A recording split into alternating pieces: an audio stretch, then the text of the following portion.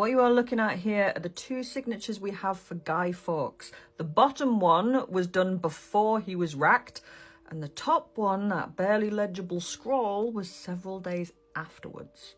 Remember the 5th of November, gunpowder treason and plot. The 5th of November in the UK is known as Bonfire Night, Fireworks Night, and Guy Fawkes Night, because it was on the 5th of November 1605 that Guy Fawkes was caught sitting in a cellar underneath the Houses of Parliament on barrel upon barrel of gunpowder.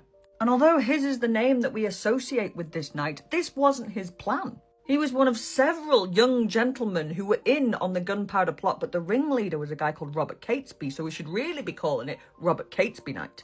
But Guy Fawkes was the first to get caught. An anonymous letter had been written as a tip-off that something was going to happen. The authorities get involved, they search the cellars, and there he was, just kicking his heels and going, "What? I'm not doing anything." And in quite an unprecedented move, the king himself decided to get involved in this, and he wanted to talk to Guy Fawkes. King James I. And the reason they were even trying to blow the Houses of Parliament up is because he'd brought back fines and punishments for being a Catholic, and the Catholics really thought that he wasn't going to do that.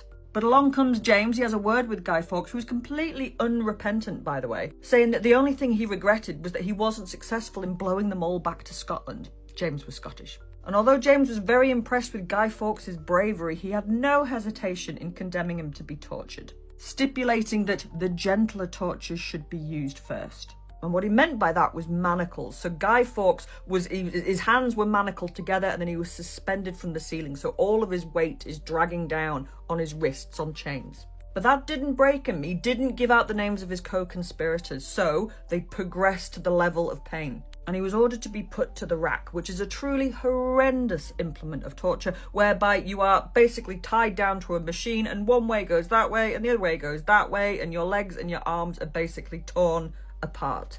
Joints dislocate, bones break, it's horrendous. And this was what finally broke him, and he gave the name of his co-conspirators. I mean, he hung in there for a long time. He hung in long enough enduring this for his co-conspirators to leg it from London up to Lancashire. But it was after this torture that he writes his name there up the top, barely a legible scribble. And despite his bravery, his co-conspirators were caught. There was a bit of a Butch Cassidy and the Sundance Kid kind of last stand, and some of them were shot as they were trying to fight their way out, but it didn't do any good, and those that did survive were taken back to London, where they were all condemned to be hanged, drawn and quartered.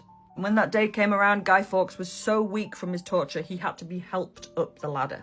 But he jumped with the rope, like there, so it broke his neck and it cheated the hangman. And that is why we have Bonfire Night on the 5th of November, which is all a bit weird when you think